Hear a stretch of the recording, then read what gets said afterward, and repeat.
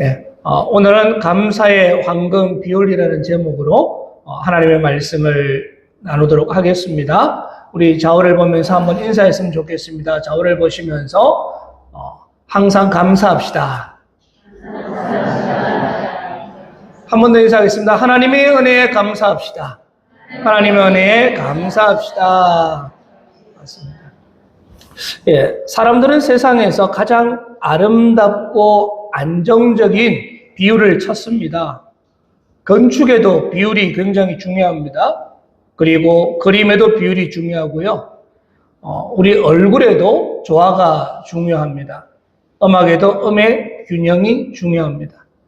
우리가 커피 한 잔을 탈 때도 커피와 물 아니면 설탕의 이 비율을 맞춰야 되지 않습니까? 그래야지만이 가장 이상적인 맛있는 맛이 납니다. 음식도 마찬가지고요. 아무리 좋은 재료를 넣어도 비율이 맞지 않으면은 맛이 어색하고 이상해집니다. 그래서 사람들은 흔히 황금 비율이라는 말을 많이 사용합니다. 가장 안정적이고 가장 조화롭고 가장 보기 좋은 비율이란 뜻이죠. 비율이 맞으면은 편안하고 아름답고 안정적입니다. 그런데 사랑하는 성도 여러분, 우리 인생에도 하나님께서 원하시는 비율이 있습니다. 세상 사람들이 말하는 성공의 비율이 아닙니다. 돈과 건강, 명예와 인간관계를 적당히 섞어놓은 비율을 말하는 것이 아니에요. 성경이 말하는 황금 비율은요, 바로 이것입니다. 하나님께서 주신 은혜에 대해서 우리가 감사로 반응하는 것입니다. 하나님께서 은혜를 베푸셨는데 우리가 아무런 반응 없이 살아갑니다. 하나님께서 지켜주셨는데 우리는 그것이 당연히 여기고 살아간다는 것이죠. 하나님께서 먹이고 입히시고 인도하셨는데 우리는 우리한테 없는 것만 바라보고 불평합니다. 그러면은 우리 인생의 영적 비율이 깨지는 것이죠. 오늘 본문은 이스라엘 백성이 지켜야 할 절기 가운데 하나인 77절, 곧 맥추절에 대한 말씀입니다. 맥추절은 보리 수확을 마치고 첫 열매를 하나님께 드리며 감사하는 절기입니다. 오늘날 우리에게는 한 해의 절반이 지나오면서 하나님께서 여기까지 인도하신 은혜를 기억하고 감사하는 절기로 이해하시면 좋을 것 같습니다. 오늘 본문 10절을 보시면 이렇게 기록합니다. 내 하나님 여호와 앞에 77절을 지키되 내 하나님 여호와께서 내게 복을 주신 대로 내 힘을 헤아려 자원하는 예물을 드리고, 여기에 중요한 말씀이 있습니다. 여호와께서 내게 복을 주신 대로라고 이야기합니다. 하나님께서 복을 주신 대로 감사하라는 거예요. 하나님께서 베푸신 은혜를 생각하고 그 은혜에 합당하게 반응하라는 것입니다. 이것이 오늘 본문이 말하는 감사의 황금 비율입니다. 물론 이것은 단순히 산술적으로 이만큼 해주셨으니까 이만큼 1대1로 뭔가를 계산하라는 그런 이야기는 아니에요. 하나님께서 내게 얼마를 주셨으니 나도 얼마를 드려야 한다는 식의 계산이 아니라는 것이죠. 하나님께서 주신 은혜를 진심으로 기억하고 그 은혜에 합당한 마음과 삶으로 반응하라는 이야기입니다. 그렇다면 우리는 어떻게 감사의 황금 비율을 이루면서 살 수가 있을까요? 첫째로는요, 감사의 황금 비율은 우리가 기억에서부터 시작됩니다.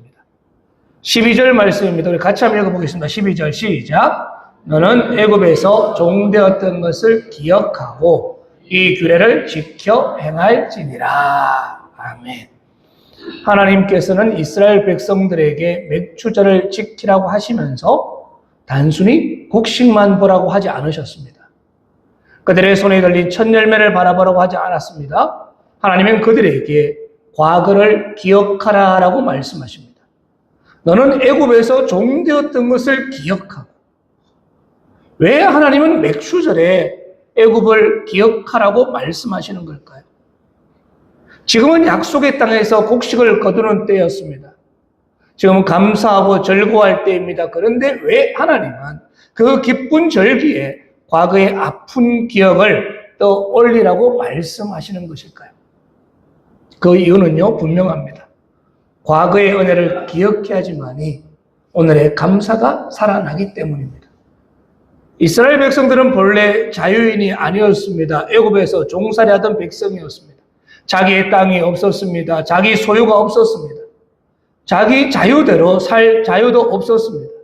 아무리 수고해도 그 열매가 자기 것이 되지 않았다는 것이죠. 그들은 바로의 명령 아래서 고통을 받던 사람들이었습니다. 그런데 하나님께서 그들을 건져내셨어요.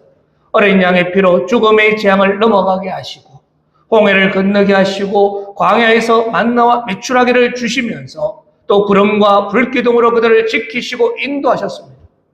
그리고 마침내 약속의 땅에서 씨를 뿌리고 열매를 거두게 하신 것이죠. 그러므로 지금 그들의 손에 들린 곡식은 단순히 농사의 결과가 아니었습니다.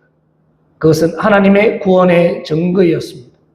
하나님의 인도하심의 열매였고 하나님의 신실하심의 결과였다는 거예요. 하나님은 그 사실을 잊지 말라라고 말씀하십니다. 너희가 지금 열매를 거두고 있느냐? 그렇다면 애굽에서 종되었던 때를 기억하라. 너희가 지금 먹을 양식이 있느냐? 그렇다면 아무것도 가지지 못했던 때를 기억해라. 너희가 지금 자유롭게 예배를 드릴 수가 있느냐? 그렇다면 억압 가운데 부르짖었던 때를 기억하라는 말씀이십니다. 사랑하는 성도 여러분, 감사는요, 기억에서부터 시작됩니다. 우리 기억이 사라지면 감사도 사라지는 거예요. 은혜를 잊어버리면 불평이 커지게 되고요. 과거에 하나님께서 나를 어떻게 붙드셨는지를 잊어버리게 되면 지금 내 손에 있는 은혜도 그냥 당연한 것으로 여기게 됩니다. 우리는 쉽게 잊어버리잖아요. 건강할 때는 건강이 얼마나 큰 은혜인지 모릅니다. 그런데 병원 침대에 누워보면 비로소 걸어 다닐 수 있는 것이 은혜였구나라고 이야기한다는 거예요. 가족이 곁에 있을 때는 가족이 얼마나 소중한지 모릅니다. 그런데 가족이 멀어지고 가족을 잃어버리고 나면은 그 존재가 얼마나 귀한지 깨닫게 됩니다. 매일 먹는 밥도요, 너무나 당연하게 보입니다. 그러나 먹을 것이 없어서 고생을 해본 사람은 밥 한 끼가 얼마나 감사한지 알게 된다는 거예요. 오늘 우리가 이렇게 예배 드릴 수 있는 것도 은혜입니다.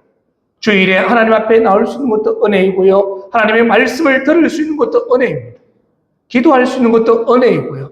내 입술로 찬송할 수 있는 것도 은혜인 줄로 믿습니다. 무엇보다 우리는 예수 그리스도의 보혈로 구원을 받았습니다. 이것이 가장 큰 감사의 제목인데요. 우리가 예수님을 믿지 않았다면 지금 어떤 길을 걸어가고 있겠습니까?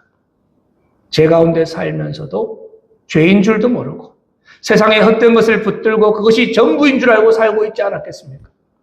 그러나 하나님께서 우리를 불러주셨습니다. 예수님의 십자가 보혈로 우리의 죄를 씻어주시고 죽음에서 생명으로 옮겨주셨습니다.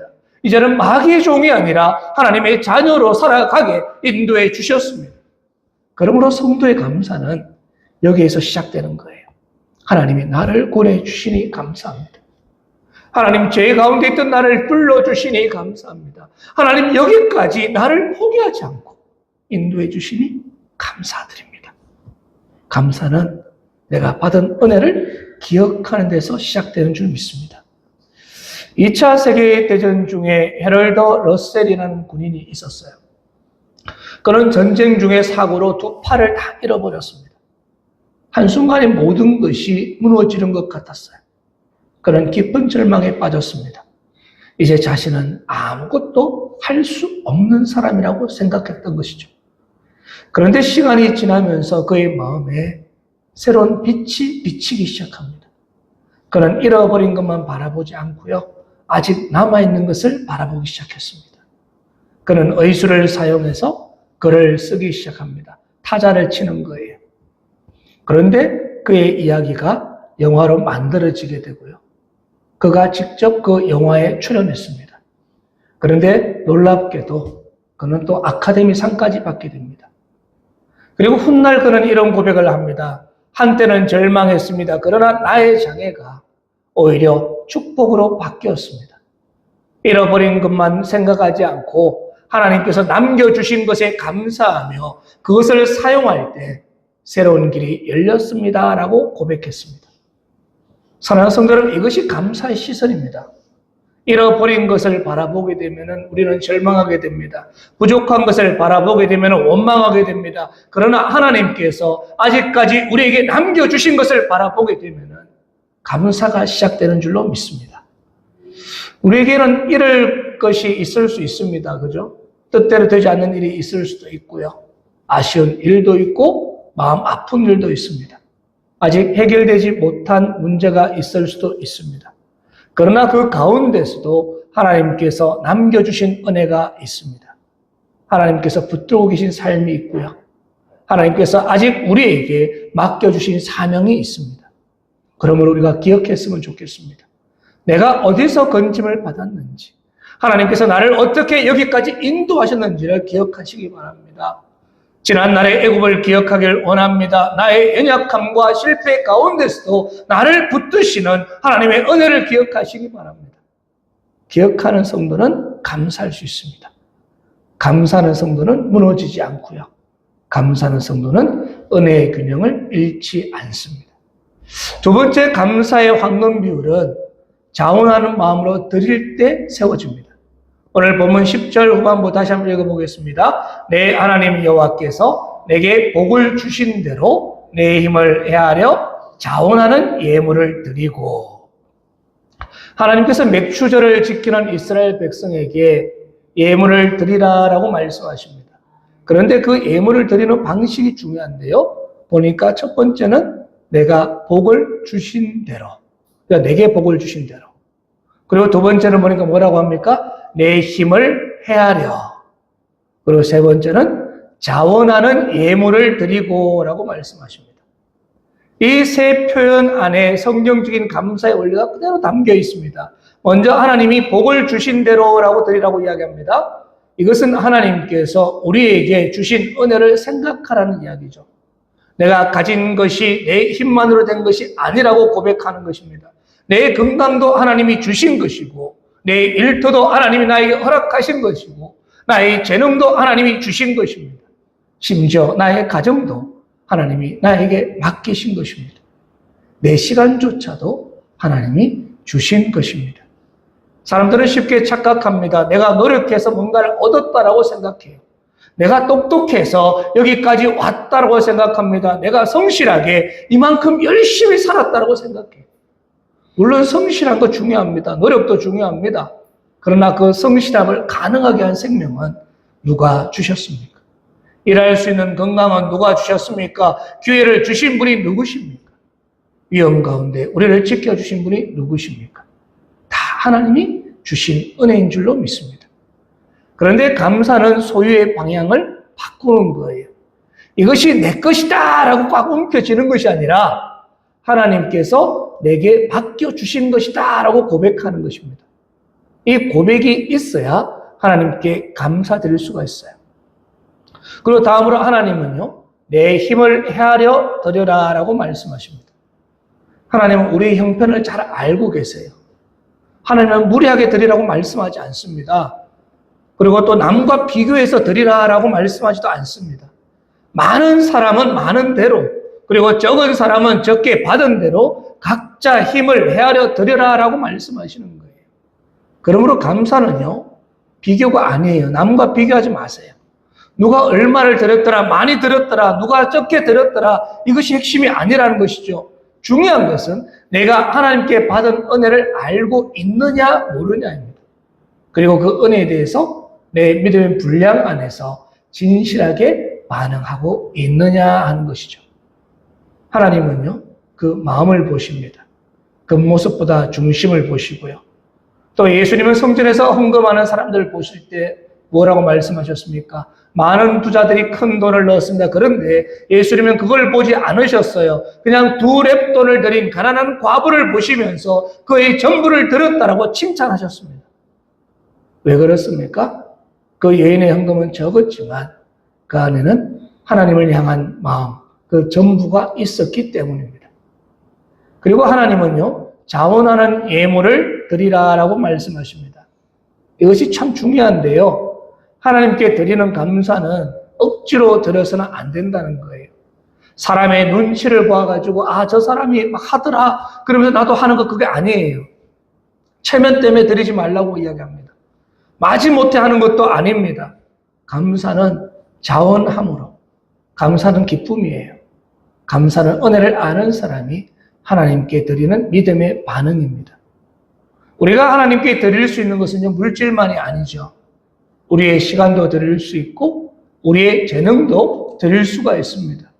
우리의 섬김도 드릴 수가 있고 우리의 기도도 드릴 수가 있습니다. 우리의 삶 전체가 하나님께 드리는 감사의 예물이 되어야 할 줄로 믿습니다. 사랑하는 성도 여러분, 우리는 지난 반년 동안 얼마나 많은 은혜를 받았습니까? 하나님께서 우리를 지켜주셨고요. 넘어질 뻔한 자리에서 붙들어 주시고 위험한 순간에도 보호하시고 우리가 알지 못하는 사이에 하나님은 계속 일하고 계셨습니다. 생각해보면은 감사할 조건들이 너무나 많아요. 그런데 우리는 감사할 때조차 그냥 대충 지나갈 때가 너무나 많습니다. 그냥 맥주 감사절이니까 헌금해야지 하고 습관적으로 지나갑니다. 그러나 본문은 우리에게 이야기합니다. 내 힘을 헤아려라고 말씀하십니다. 다시 말해서 생각해보라 라고 이야기하시는 거예요. 지난 6개월 동안 하나님께서 내게 어떤 은혜를 베풀어 주셨는지 생각해보라는 것입니다. 내 가정을 어떻게 지키셨는지 생각해보라는 것이죠. 내 몸과 마음을 어떻게 붙드셨는지 생각해보라는 것입니다. 우리 교회를 어떻게 인도하셨는지 생각해보라는 것입니다. 지금 내가 하나님께 무엇으로 반응해야 하는지 생각해보라는 것이죠. 감사는요, 생각이 없이 하는 종교행위가 아닙니다. 감사는 하나님의 은혜를 깊이 생각하며 그 하나님의 은혜를 생각하는 사람이 드리는 믿음의 고백인 줄로 믿습니다. 그렇게 사랑하는 성도 여러분, 오늘 우리의 감사가 형식에 머물지 않았으면 좋겠습니다. 하나님께서 주신 복에 따라 우리의 힘을 헤아려 자원하는 마음으로 하나님께 반응할 수 있기를 간절히 원합니다. 이것이 감사의 황금 비율입니다. 세 번째 감사의 황금 비율은 하나님 앞에서 즐거워할 때 완성이 되는 것이죠. 11절 말씀입니다. 우리 같이 한번 읽겠습니다. 시작! 너와 내 자녀와 노비와 객과 고아와 과부가 함께 내 하나님 여호와께서 자기 이름을 두시려고 택하신 곳에서 내 하나님 여호와 앞에서 즐거워할지니라. 아멘. 하나님께서는 맥추절에 예물을 드리라고 하셨습니다. 그런데 거기서 끝나지 않았어요. 하나님께서 즐거워할지니라 라고 하십니다. 그것도 혼자 즐거워하는 것이 아니라 함께 즐거워하라 라고 말씀하시는 거예요. 여기 감사의 중요한 차원이 있는데, 감사는 단지 드리는 것이 아닙니다. 감사는 하나님 앞에서 기뻐하는 거예요. 하나님께서 내가 행하신 일을 인정하고 그 은혜 안에서 즐거워하는 것이라는 것이죠. 어떤 사람은 감사 헌금을 드리지만 마음이 전혀 즐겁지 않을 수가 있습니다. 입술로는 감사한다고 말을 하고 있지만 얼굴에는 기쁨이 없을 수도 있습니다. 하나님께 무언가를 드리기는 하지만 마음 깊은 곳에는 불평과 원망이 가득할 수도 있다는 것이죠. 그러나 하나님께서 원하시는 감사는 마음의 즐거움이 함께하는 감사입니다. 하나님께서 베푸신 은혜 때문에 기뻐하는 것이고요. 하나님께서 여기 인도하셨음을 인정하며 즐거워하는 것입니다.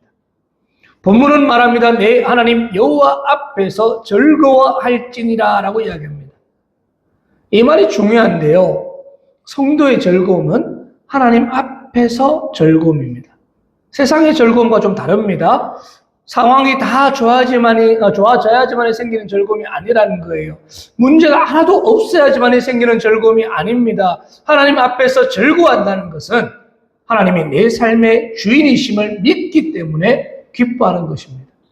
아직 부족함이 있어도 하나님이 함께 하시니 기뻐하는 것이고요. 아직 해결되지 않는 문제가 있어도 하나님이 인도하시니까 기뻐하시는 것이고요. 내가 원하는 대로 다 되지 않는다 하더라도 하나님의 선하신 분이심을 믿기 때문에 기뻐하는 것입니다.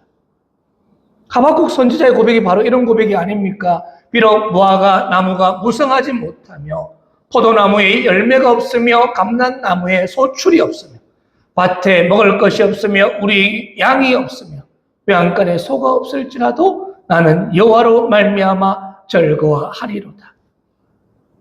이것이 하나님 앞에서 즐거워하는 믿음인 줄로 믿습니다.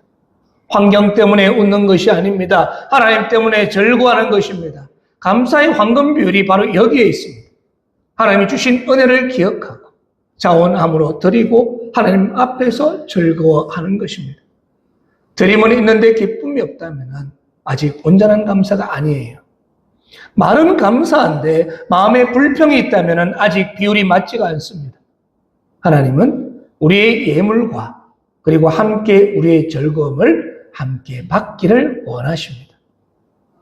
우리 부모님들이 자녀들에게 무언가를 해주었습니다. 그런데 자녀들이 마지못해서 그냥 감사합니다 하고 표정이 굳어 있어요. 그리고 마음이 다른 데가 있습니다. 그러면 부모님의 마음이 어떻겠습니까? 굉장히 불편하겠죠. 부모가 원하는 것은 단지 말 한마디가 아니라 자녀가 부모의 사랑을 알고 기뻐하는 것입니다. 하나님도 마찬가지입니다. 하나님은 우리의 형식적인 감사보다 우리가 은혜를 알고 기쁜 마음으로 하나님께 나아가는 것입니다. 세계적인 바이올린 연주자 이작 펄만의 이야기가 있습니다.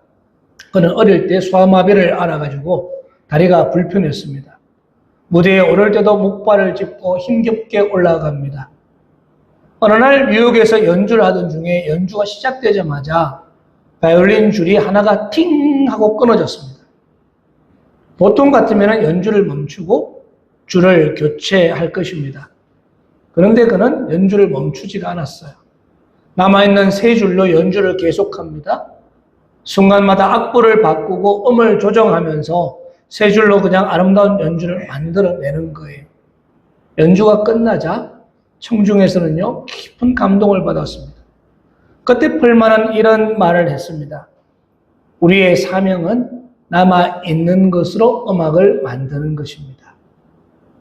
사랑하는 성도 여러분, 감사도 그런 줄로 믿습니다. 우리에게 모든 줄이 다 완전하게 있는 것은 아닙니다. 인생의 어떤 줄은 끊어졌을 수도 있습니다. 건강의 줄이 약해졌을 수도 있고 물질의 줄이 끊어졌을 수도 있습니다. 그리고 관계의 줄이 끊어졌을 수도 있습니다. 계획의 줄이 내 뜻대로 되지 않을 수도 있습니다. 그러나 아직 남아있는 줄이 있습니다. 하나님께서 남겨주신 은혜가 있다는 거예요.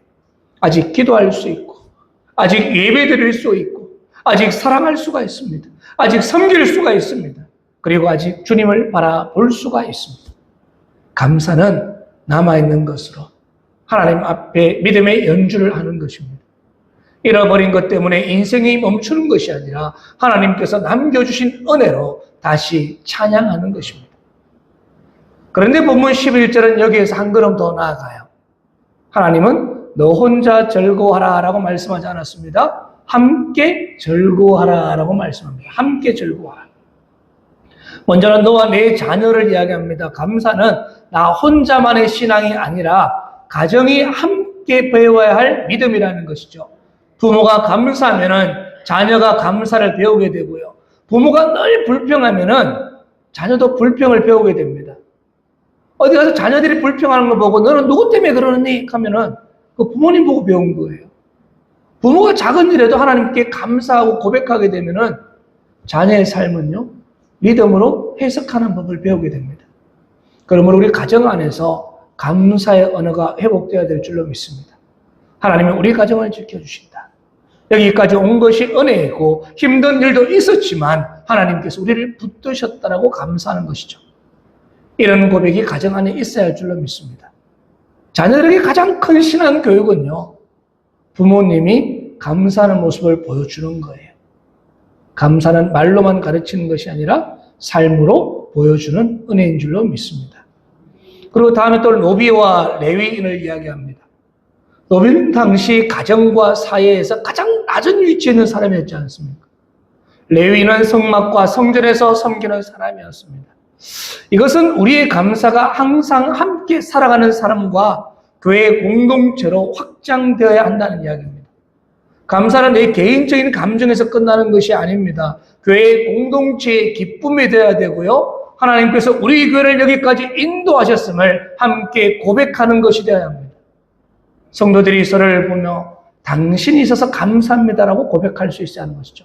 우리 한번 고백해 봅시다. 자어를 보시면서 당신이 있어서 감사합니다. 한 번 더 이야기합시다. 함께 예배 드릴 수 있어서 감사합니다. 그렇습니다. 우리가 함께 예배 드리는 것이 은혜고요. 함께 기도할 수 있는 것이 은혜고, 함께 우리가 한 교회에서 섬길 수 있는 것이 은혜인 줄로 믿습니다. 그리고 하나님은 또 객과 과와 과부를 말씀하시는데요. 이들은 당시 사회에서 가장 연약한 사람들이었어요. 보호자가 없거나 경제적으로 어려운 사람들이었습니다. 하나님은 감사절에 그들을 잊지 말라라고 말씀하십니다. 하나님께서는 이스라엘 백성이 감사절을 지킬 때 부자들만 즐거워하는 절기가 되기를 원하지 않으셨어요.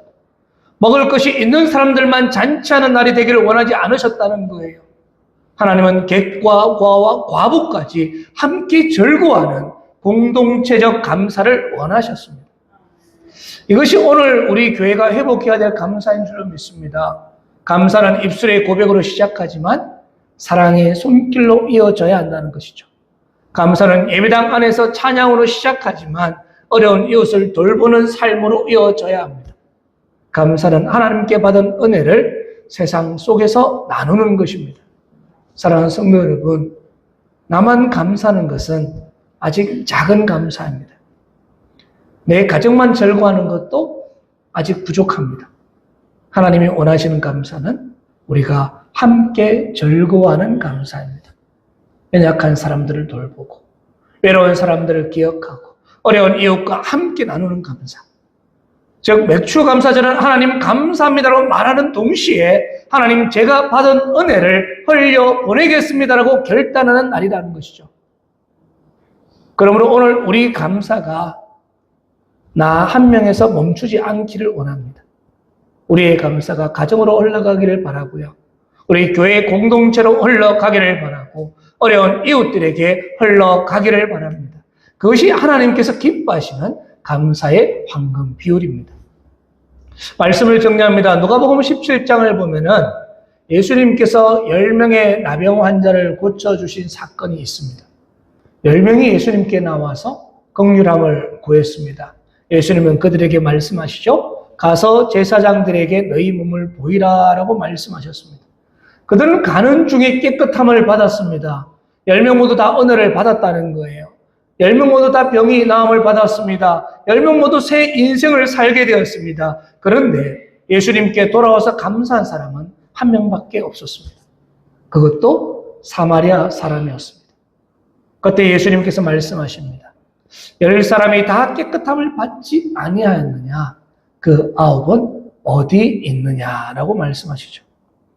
주님은 은혜 받은 사람이 감사하기를 원하셨어요. 10명이 은혜를 받았으면 10명 모두 감사하기를 원하십니다. 하나님께서 베푸신 은혜에 감사로 반응하는 것, 이것이 믿음의 황금 비율인 줄로 믿습니다. 그런데 돌아온 한 사람에게 예수님이 이렇게 말씀하세요. 일어나 가라, 내 믿음이 너를 구원하였느니라. 그 사람은 육신의 병만 고침받은 것이 아니었어요. 감사함으로 주님께 돌아왔을 때 그는 더 깊은 은혜를 받게 됩니다. 육신의 회복을 넘어서 영혼의 구원을 선포받습니다. 사랑하는 성도 여러분, 하나님께 받은 복을 감사로 반응하면요, 더 큰 복으로 이어지게 됩니다. 건강을 주셨을 때 감사하게 되면 그 건강이 사명을 위한 도구가 되고요. 물질을 주셨을 때 감사하게 되면 그 물질이 하나님 나라를 위한 통로가 되고요. 나에게 시간이 주셨을 때 감사하게 되면 그 시간이 헛되지 않는 섬김의 시간이 될 줄로 믿습니다. 고난 중에도 감사하게 되면 그 고난이 믿음을 더욱 깊게 하는 훈련이 될 줄로 믿습니다. 어떤 사람은 많이 가지고도 불평합니다. 그런데 어떤 사람은 적게 가지고도 감사합니다. 그 차이가 무엇일까요? 바라보는 해석의 차이입니다. 그리고 믿음의 차이고 바라보는 시선의 차이입니다. 하나님 없는 눈으로 바라보게 되면 모든 것이 항상 부족한 것만 보입니다. 그러나 하나님을 믿는 눈으로 보게 되면 모든 것이 은혜라는 거예요. 내가 오늘 살아있는 것이 은혜고, 내가 지금 예배 드릴 수 있는 것이 은혜이고, 내가 말씀을 들을 수 있는 것이 은혜이고, 내가 기도할 수 있는 것이 은혜입니다. 심지어 내가 회개할 수 있는 것도 은혜입니다. 나에게 섬길 교회가 있는 것이 또 은혜고요. 내가 사랑할 사람이 있는 것도 은혜이고 내가 아직 사명을 감당할 기회가 있는 것도 은혜인 줄로 믿습니다. 하나님은 우리에게 말씀하십니다. 너는 애굽에서 종되었던 것을 기억해라. 내가 너를 어떻게 건져냈는지를 기억해라. 내가 너를 여기까지 어떻게 인도했는지를 기억해라. 그리고 내가 내게 복을 준 대로 내 힘을 헤아려 자원함으로 감사해라. 너 혼자만 감사하지 말고 가족과 교회와 이웃과 함께 즐거워하라 라고 말씀하십니다. 사랑하는 성도 여러분, 오늘 우리 마음의 황금 비율을 우리가 다시 한번 맞추기를 원합니다. 맥주 감사절은 단지 절기 하나를 지키는 날이 아닙니다. 하나님께서 지난 시간을 어떻게 인도하셨는지를 돌아보는 날인 줄로 믿습니다. 그리고 남은 시간을 어떤 믿음으로 살아갈지를 결단하는 시간입니다. 오늘 우리의 고백이 이것이 되었으면 좋겠습니다. 하나님 받은 은혜를 잊지 않겠습니다. 하나님 애굽에서 건져주신 은혜를 기억하겠습니다. 하나님 내 힘을 헤아려 자원함으로 감사하겠습니다. 하나님 나만 즐거워하지 않고 가족과 교회와 이웃과 함께 즐거워하겠습니다. 하나님 남은 인생을 감사의 황금 비율로 살겠습니다. 이렇게 고백하고 나아갈 때 우리 인생은 하나님 보시기에 가장 아름다운 비율을 이루게 될 줄로 믿습니다. 이 맥주 감사절에 이 감사의 황금 비율을 회복하시고 하나님 앞에서 더 아름답고 복된 인생을 살아가는 저와 여러분이 되시기를 주님의 이름으로 축원합니다. 아멘. 기도드리겠습니다.